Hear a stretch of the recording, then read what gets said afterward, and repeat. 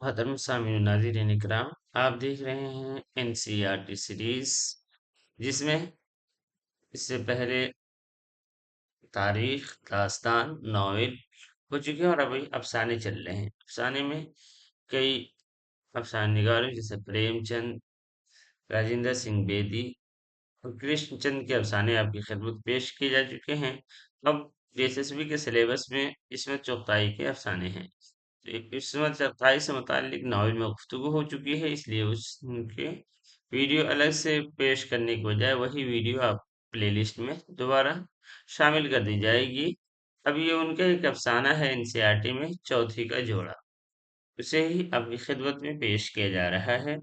آئیے دیکھتے ہیں اس میں چغتائی کا یہ افسانہ ہم سے کیا کہتا ہے، تاکہ ہم اپنی تیاری کو اور بہتر بنائیں۔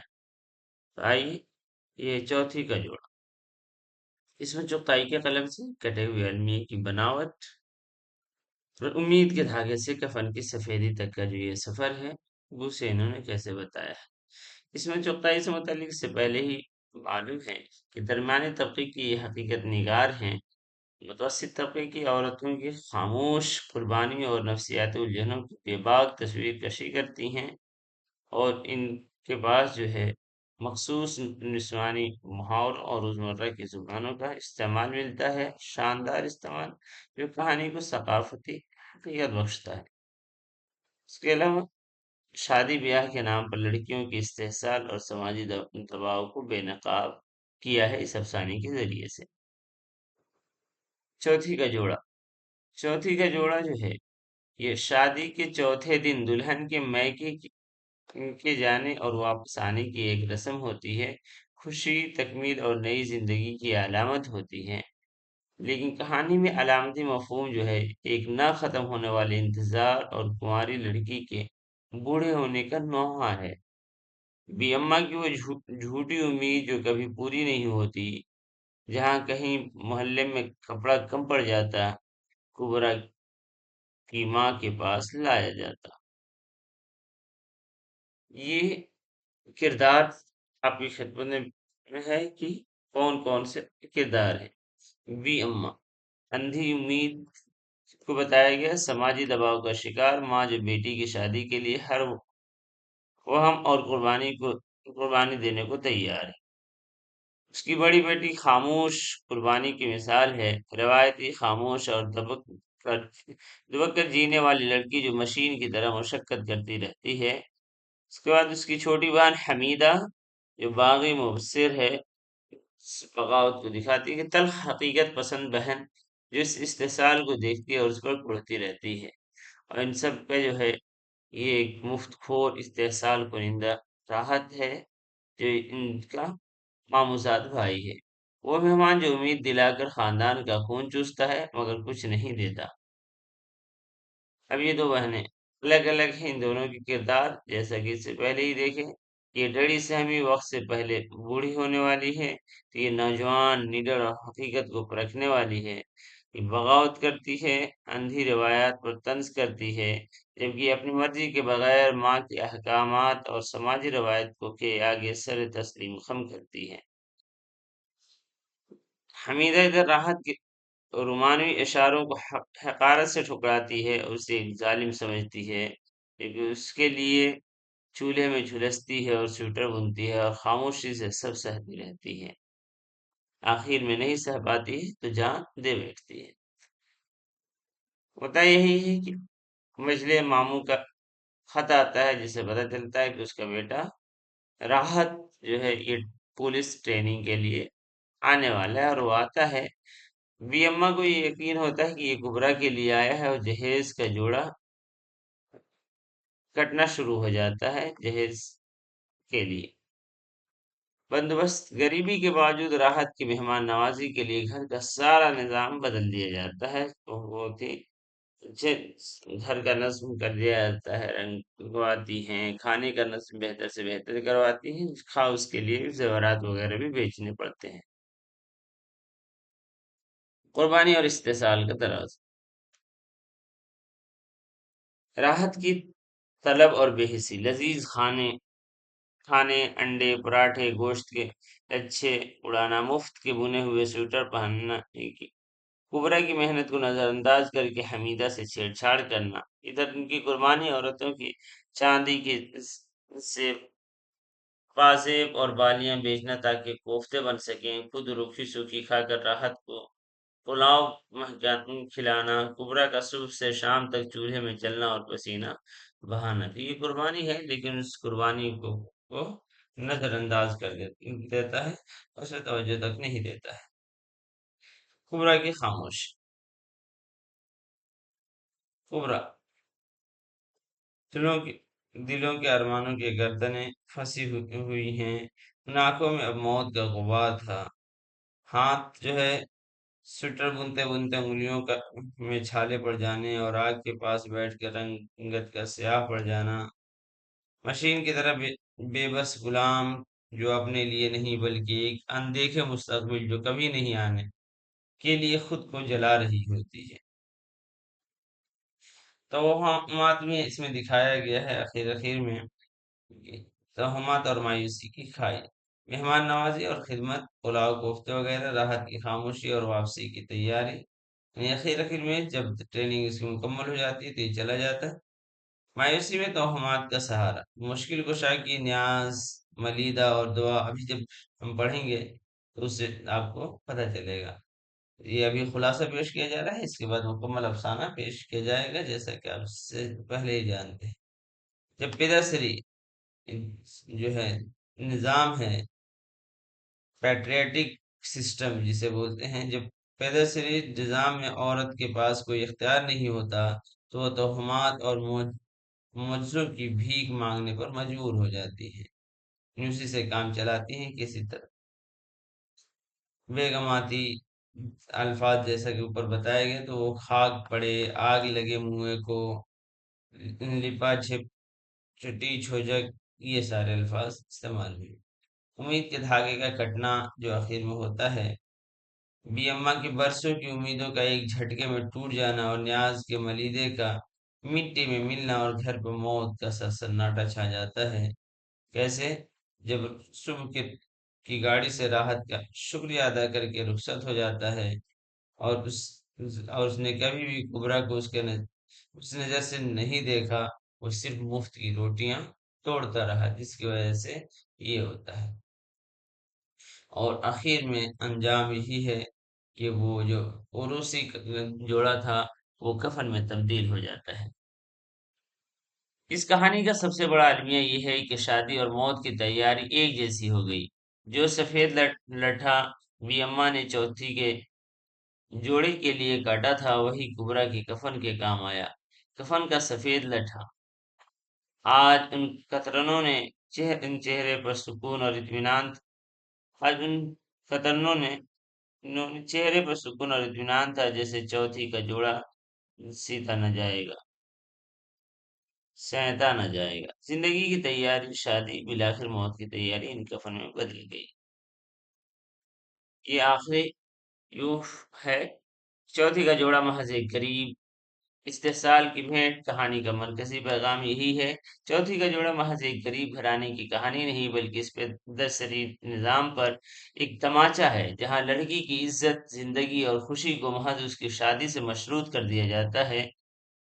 औरत की खामोश मौत, कुबरा का खामोशी से जल कर राख हो जाना, मर्दाना बेहिसी, राहत जैसे किरदारों का बगैर एहसास जुर्म के इस्तेहसाल करना, और समाजी जबरिए की कुंवारी लड़की का बोझ बन जाना।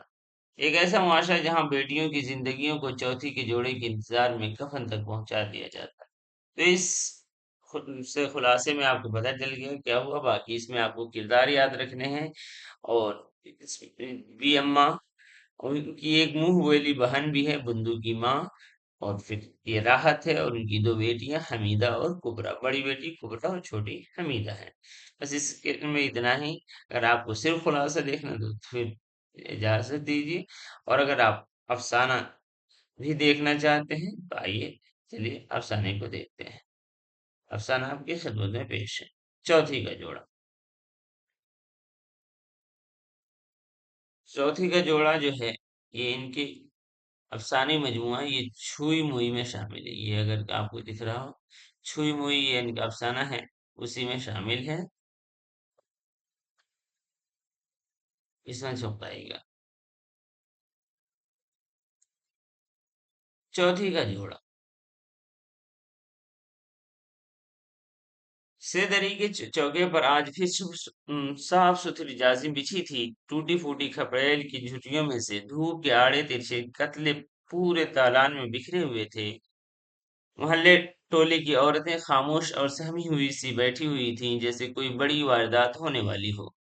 माओ ने बच्चे छातियों से लगाए थे। कभी कभी कोई उन्नीस सा चिड़चिड़ा बच्चा रसद की कमी की उनकी दुहाई देकर चिल्ला उठता।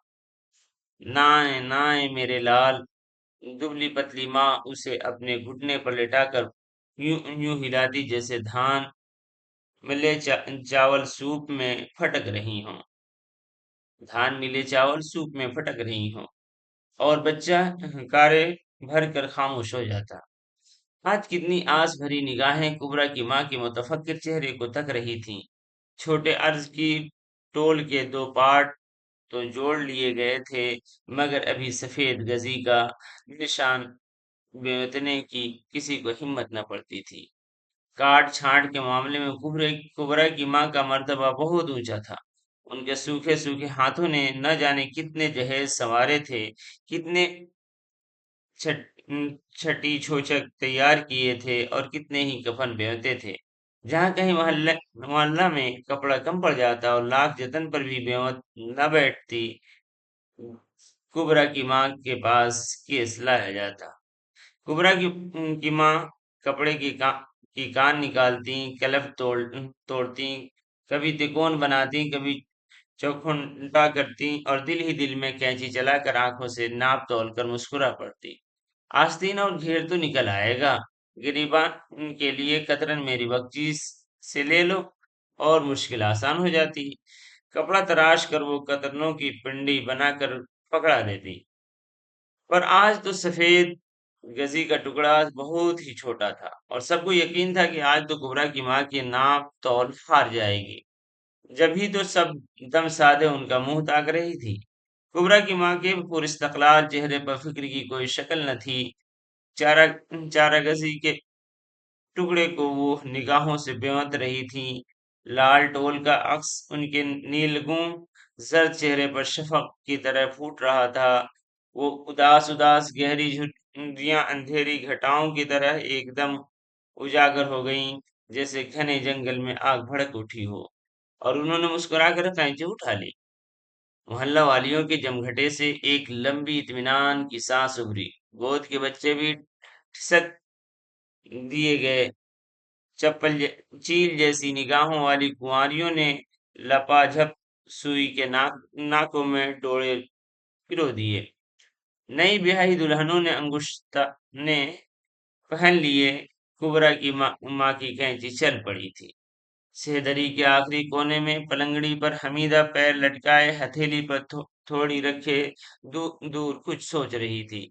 दोपहर का खाना निपटा कर इसी तरह भी अम्मा सेहदरी की चौकी पर जा बैठती हैं और बच्ची खोल कर रंग बिरंगे कपड़ों का जाल बिखेर दिया करती हैं। पौंडी के पास बैठी बर्तन मांजती हुई कुबरा कनखियों से उन लाल कपड़ों को देखती तो एक सुर्ख छिपकली सी उसके सर्दी दी माइल मटियाले रंग में लिपट उठती।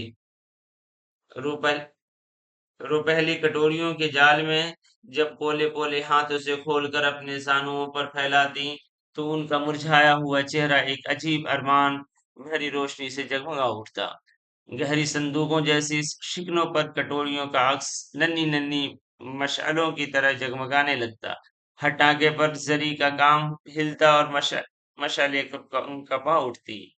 याद नहीं कब इन शबनमी दोपट्टे के बने टिके तैयार हुए और गाड़ी के भारी कब्र कैसे संदूक के तह में डूब गए।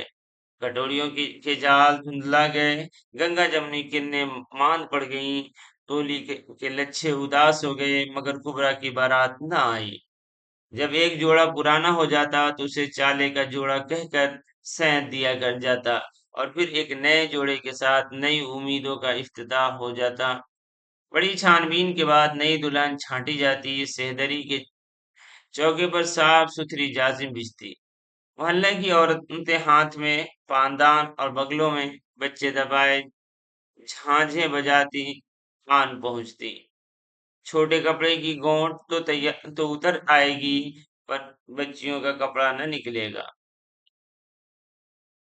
لو لو بوا لو اور سنو، تو کیا نگوڑی ماری ٹول کی چولیں پڑیں گی؟ اور پھر سب کے چہرے پر فکر مند ہو جاتے اور پھر سب کے چہرے فکر مند ہو جاتے۔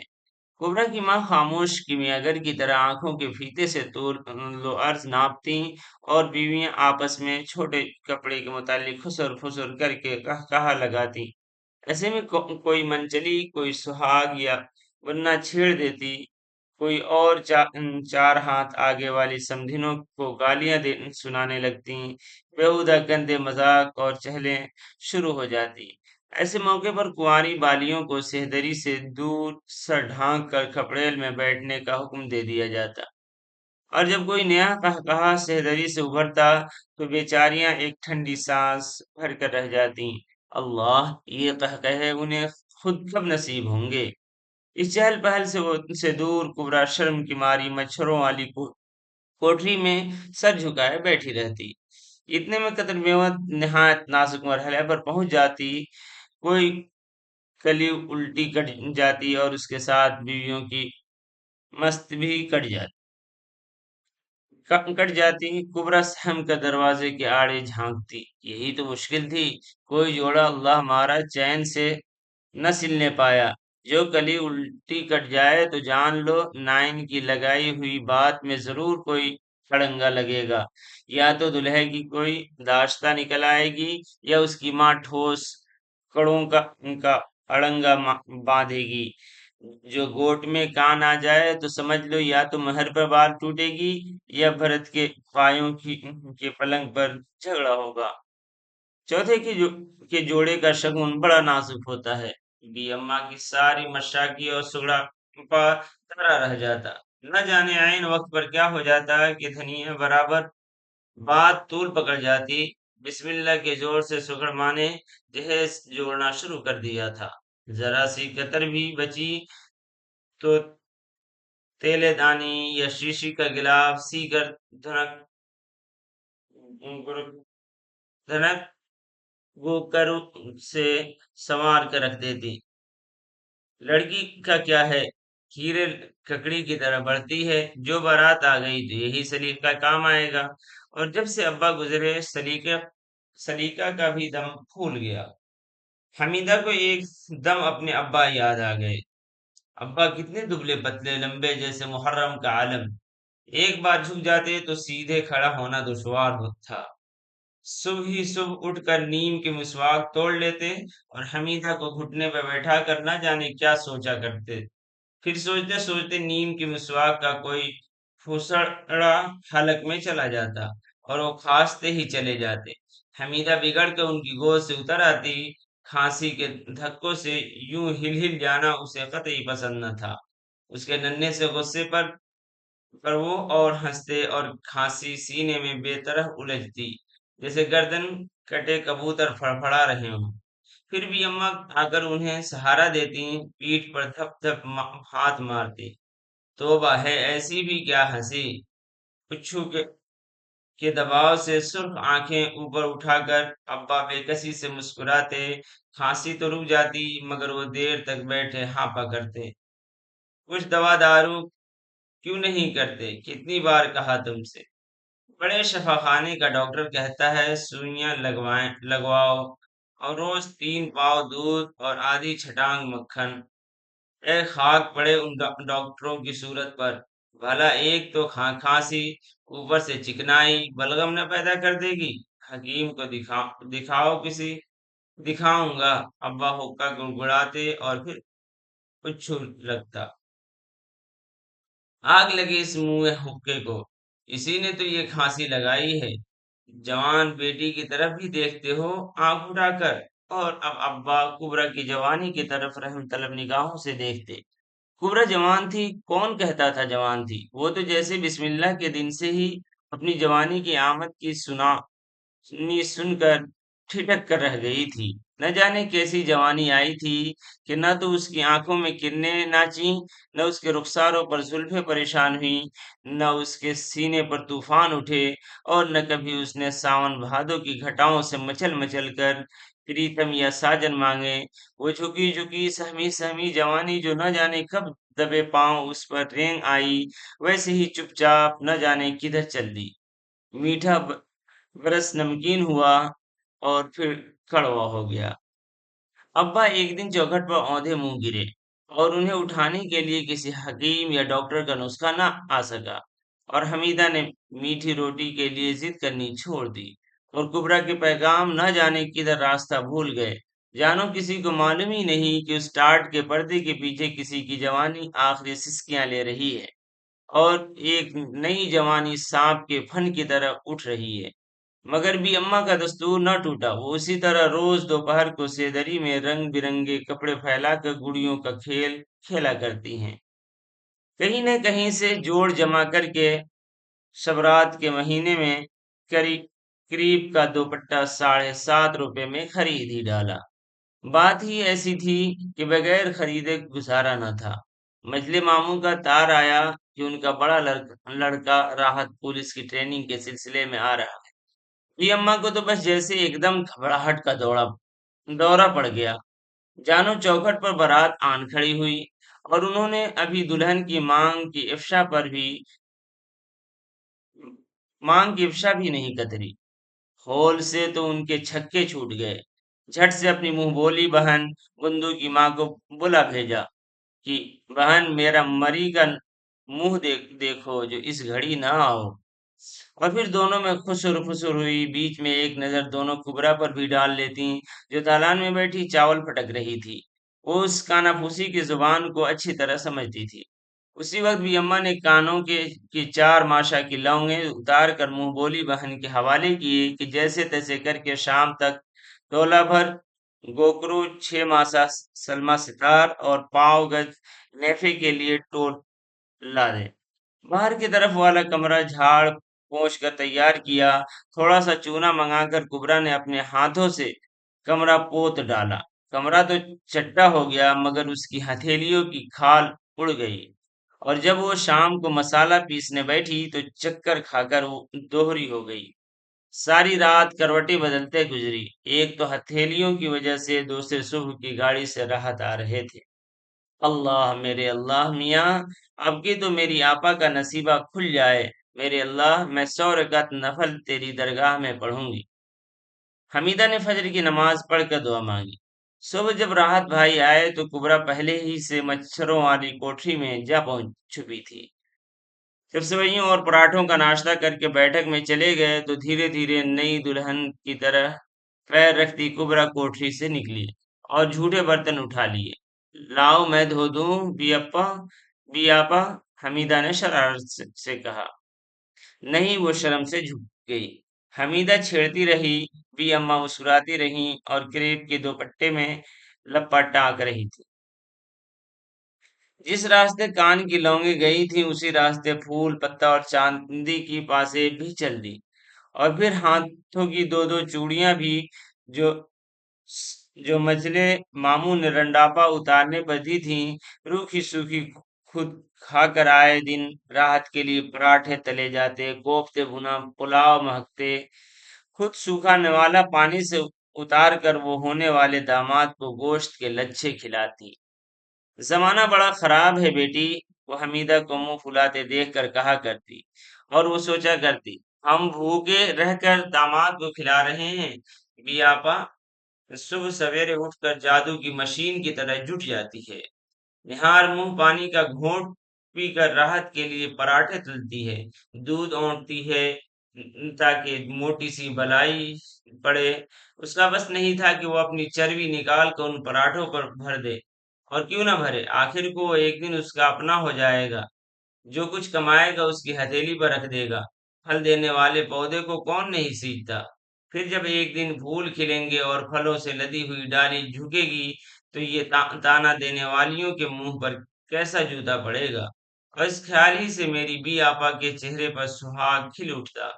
کانوں میں شہنائیاں بجنے لگتی اور وہ راحت بھائی کے کمرے کو پلکوں سے جھاڑتی، اس کے کپڑوں کو پیار سے تہ کرتی جیسے وہ کچھ ان سے کہتے ہوں۔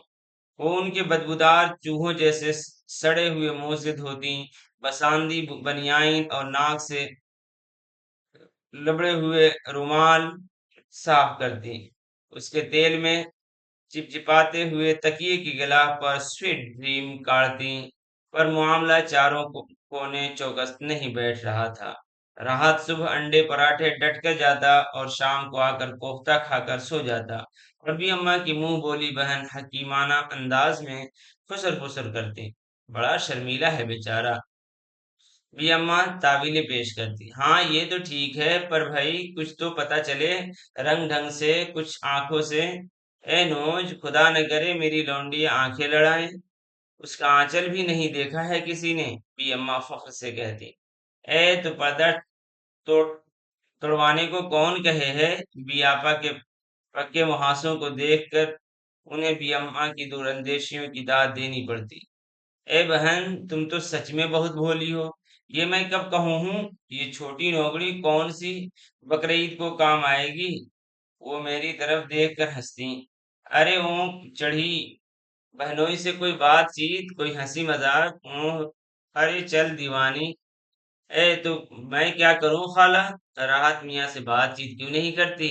بھیا ہمیں تو شرم آتی ہے۔ اے ہے، یہ تجھے کھا تو کھائے گا نا؟ بھی اماں چڑھ کر بولتی، نہیں تو مگر۔ میں لاجواب ہو گئی اور پھر مسکوٹ ہوئی۔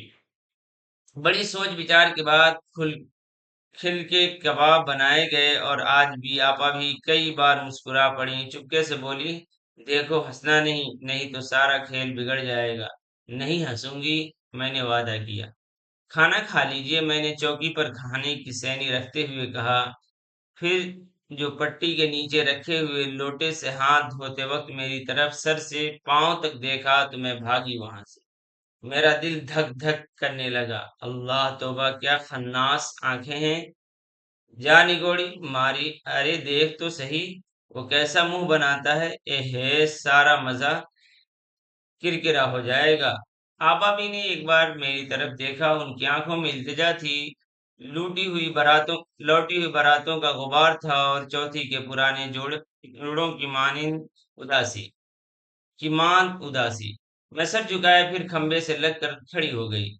راحت خاموش کھاتے رہے، میری طرف نہ دیکھا۔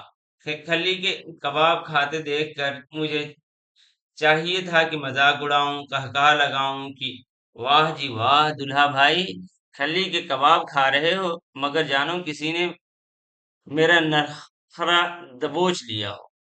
بی اماں نے جل کر مجھے واپس بلا لیا اور منہ ہی منہ میں مجھ کو کوسنے لگی۔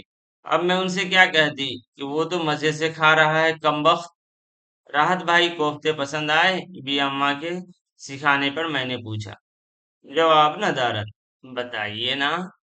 ارے ٹھیک سے جا کر پوچھو، بی اماں نے ٹہوکا دیا۔ آپ نے لا کر دیے اور ہم نے کھائے، مزیدار ہی ہوں گے۔ ارے واہ، ارے جنگلی، بھی اماں سے نہ رہا گیا، تمہیں پتا بھی نہ چلا کیا مزے سے کھلی کے کباب کھا گئے؟ کھلی کے؟ ارے تو روز کاہے کے ہوتے ہیں، میں تو عادی ہو چلا ہوں کھلی اور بھوسا کھانے کا۔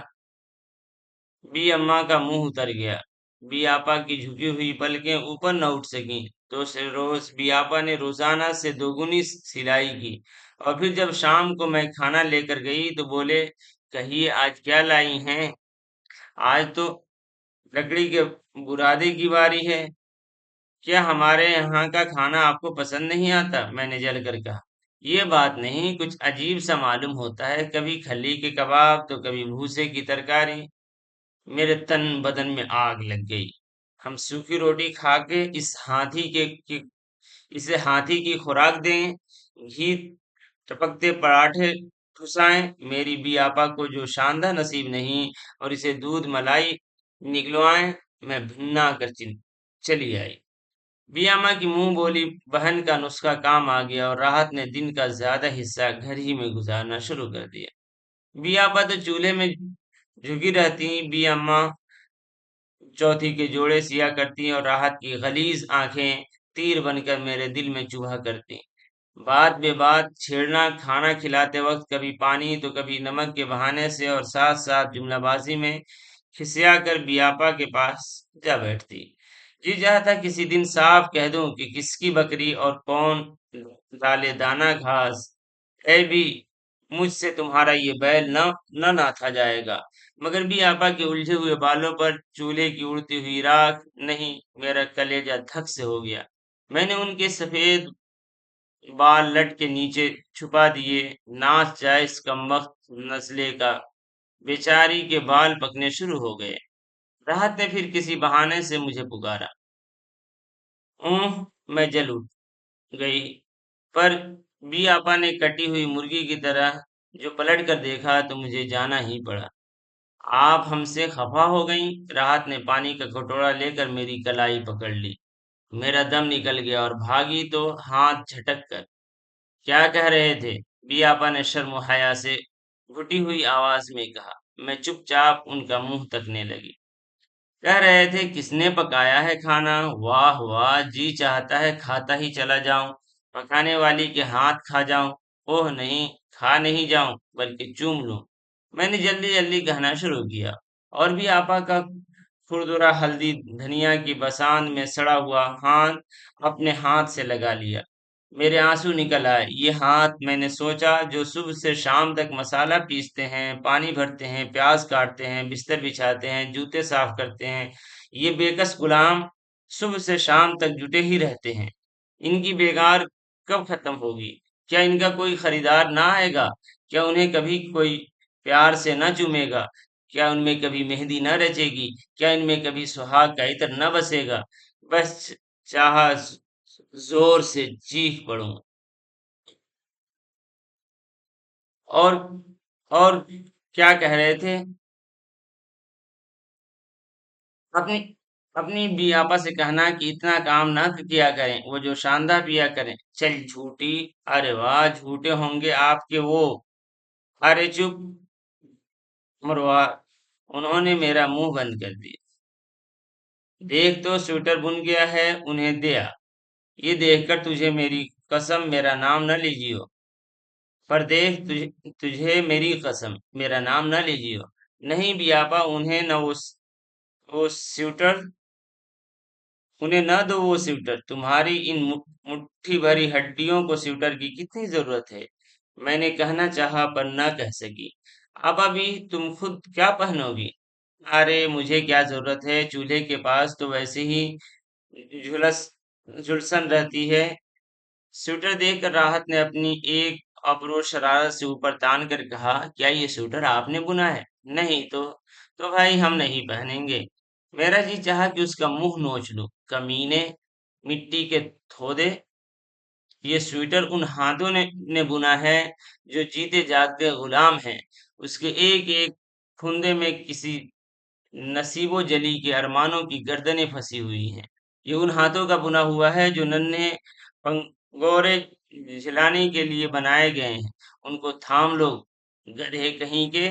और ये दो पतवार बड़े से बड़े तूफान के थप्पड़ों से तुम्हारी जिंदगी की नाव को बचाकर पार लगा देंगे। ये सितार की गत न बजा सकेंगे, मणिपुरी और भारत नाट्यम के मदराना न दिखा सकेंगे। उन्हें पियानो पर रक्स रक्स करना नहीं सिखाया गया, उन्हें फूलों से खेलना नहीं नसीब हुआ। मगर ये हाथ तुम्हारे जिस्म पर चर्बी चढ़ाने के लिए सुबह से शाम तक सिलाई करते हैं, साबुन और सोडे में डुबकियां लगाते हैं, चूल्हे की आंच सहते हैं, तुम्हारी गलाजतें धोते हैं ताकि तुम उजले चिट्टे बगुला भक्ति का ढोंग रचाए रहो। मेहनत ने उनमें जख्म डाल दिए हैं। उनमें कभी चूड़ियां नहीं खनकती हैं, उन्हें कभी किसी ने प्यार से नहीं थामा। मगर मैं चुप रही। ये अम्मा कहती हैं मेरा दिमाग तो मेरी नई नई सहेलियों ने खराब कर दिया है। वो मुझे कैसी नई नई बातें बताया करती हैं, कैसी डरावनी मौत की बातें, भूख और काल की बातें, धड़कते हुए दिल के एकदम चुप हो जाने की बातें। ये स्वेटर तो आप ही पहन लीजिए, देखिए ना आपका कुर्ता कितना बारीक है। जंगली बिल्ली की तरह मैंने उसका मुंह, नाक, गिरीबान और बाल नोच डाले और अपनी पलंगड़ी पर जा गिरी। पियापा ने आखिरी रोटी डालकर जल्दी जल्दी तसले में हाथ धोए और आंचल से पोंछती मेरे पास आ बैठी। वो बोले, उनसे न रहा गया तो धड़कते हुए दिल से पूछा, पियापा ये राहत भाई बड़े खराब आदमी हैं। मैंने सोचा मैं आज सब कुछ बता दूंगी। क्यों? वो मुस्कुराई। मुझे अच्छे नहीं लगते। देखिए मेरी सारी चूड़ियां चूरा हो गईं। मैंने कांपते हुए कहा। बड़े शरीर हैं, उन्होंने रोमांटिक आवाज में शर्मा कर कहा।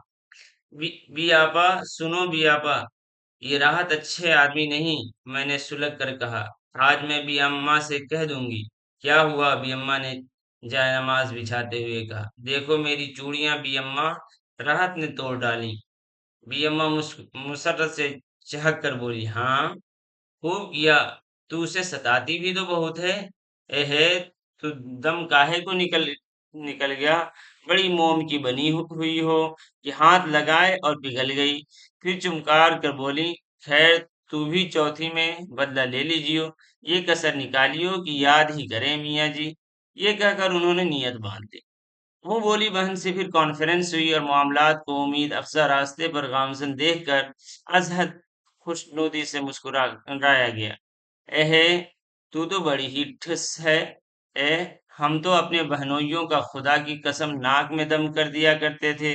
और वो मुझे बहनोइयों से छेड़छाड़ के हथकंडे बताने लगी कि किस तरह उन्होंने सिर्फ छेड़छाड़ के तीर बहदफ नुस्खे से उन दो मेरी बहनों की शादी कराई जिनके नाव पार लगने के सारे मौके हाथ से निकल चुके थे।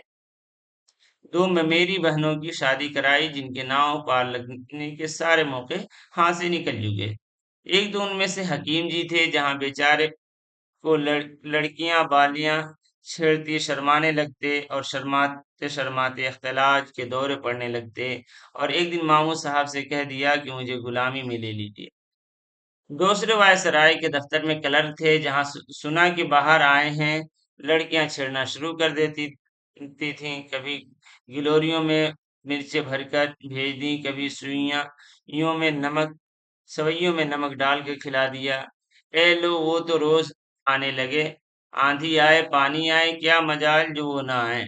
आखिर एक दिन कहलवा ही दिया। अपने एक जान पहचान वाले से कहा कि उनके यहाँ शादी करा दो। पूछा कि भाई किससे? तो कहा किसी से भी करा दो। और खुदा झूठ न बुलाए तो बड़ी बहन की सूरत थी कि देखो तो जैसे बेचा चला आता है। छोटी तो बस सुभान अल्लाह, एक आंख पूरब तो दूसरी पश्चिम। 15 तोले सोना दिया है बाप ने और बड़े साहब के दफ्तर में नौकरी अलग दिलवाई। हाँ भाई, जिसके पास 15 तोले सोना हो और बड़े साहब के दफ्तर की नौकरी, उसे लड़का मिलते क्या देर लगती है? भी अम्मा ने ठंडी सांस भर कर कहा। ये बात नहीं है बहन, आजकल के लड़कों का दिल बस थाली का बैगन होता है। जिधर झुका दो उधर ही लुढ़क जाएगा। मगर राहत तो बैगन नहीं, अच्छा खासा पहाड़ है। झुकाव देने पर कहीं एक ही नहीं न पस जाऊं न पिस जाऊं। मैंने सोचा। फिर मैंने आपा की तरफ देखा। वो खामोश दहलीज पर बैठी आटा गूंथ रही थी और सब कुछ सुनती जा रही थी। उनका बस चलता तो जमीन की छाती फाड़ कर अपने कुंवारेपने की लानत समेत उसमें समा जाती। क्या मेरी आपा मर्द की भूखी है? नहीं, वो भूख के एहसास से पहले ही सहम चुकी है। मर्द का तस्वुर उसके जहन में एक उमंग बनकर नहीं उभरा, बल्कि रोटी कपड़े का सवाल बनकर उभरा है। वो एक बेवा की छाती का बोझ है। उस बोझ को ढकेल ढकेलना ही होगा। मगर इशारों किनायों के बावजूद राहत मियाँ न तो खुद मुंह से फूटे और न उनके घर ही से पैगाम आया। थक हार कर भी अम्मा ने पैरों के तोड़े वज़ीक देकर रख कर पैर मुश्किल कुशा के न्याज दिलवा डाली। और दोपहर भर मोहल्ला टोले की लड़कियां सहन में उधम मचाती रहीं। बियापा शर्माई लजाई मच्छरों वाली कोठरी में अपने खून की आखिरी बूंदें चुसवाने को जा बैठी। बी अम्मा कमजोरी में अपनी चौकी पर बैठी चौथी के जोड़े में आखिरी टांके लगाती रहीं।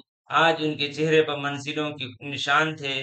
आज मुश्किल कुशाई होगी। बस आंखों की सुइयां रह गई हैं, वो भी निकल जाएंगी। आज उनकी झुर्रियों में फिर मशालें थरथरा रही थी। बी आपा की सहेलियां उनको छेड़ रही थी और वो खून की बची खची बूंदों को ताव में ला रही थी। आज कई रोज से उनका बुखार नहीं उतरा था। थके हारे दिए की तरह उनका चेहरा एक बार टिमटिमाता और फिर बुझ जाता। इशारे से उन्होंने मुझे अपने पास बुलाया, अपना आंचल हटाकर न्याज के मलीदे की तश्तरी मुझे थमा दी। उसमें मौलवी साहब ने दम किया। उनकी बुखार से दहकती हुई गरम गरम सांस मेरे कान में गई। तश्तरी लेकर मैं सोचने लगी, मौलवी साहब ने दम किया है, ये मकसद मली ये मुकद्दस मलीदा अब राहत के तंदूर में झोंका जाएगा। वो तंदूर जो 6 महीने से हमारे खून के छींटों से गर्म रखा गया है। ये दम दम किया हुआ मलीदा मुराद बतलाएगा। मेरे कानों में शादियाने बजने लगे। मैं भागी भागी कोठे से बारात देखने जा रही हूँ। दुल्हा के मुंह पर लंबा सा सहरा पड़ा है जो घोड़े के अयालों को चूम रहा है। चौथी का शहाबी जो जोड़ा पहने फूलों से लदी शर्म से निढाला आहिस्ता आहिस्ता कदम तोलती हुई बी आपा चली आ रही हैं। चौथी का सन्नार जोड़ा झिलमिला कर झिलमिला कर रहा कर रहा है झिलमिल कर रहा है। बी अम्मा का चेहरा फूल की तरह खिला हुआ है। बी आपा की हया से बोझल निगाहें एक बार ऊपर उठती हैं। शुक्रिया का एक आंसू ढुलक कर इफ्शा के जर्रों में कुमकुमे की तरह उलझ जाते हैं। ये सब तेरी ही मेहनत का फल है, बी आपा की खामोशी कह रही है। हमीदा का गला भर आया। जाओ न मेरी बहनों।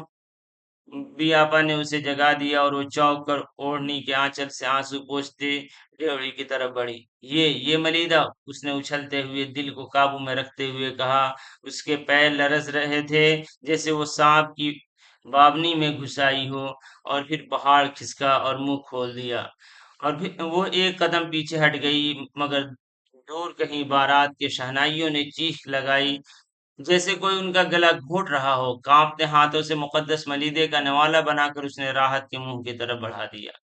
एक झटके से उसका हाथ पहाड़ की खो में डूबता चला गया, नीचे ताफुन और तारीकी के अथाह गार की गहराइयों में, और एक बड़ी सी चट्टान ने उसकी चीख को घोंट दिया।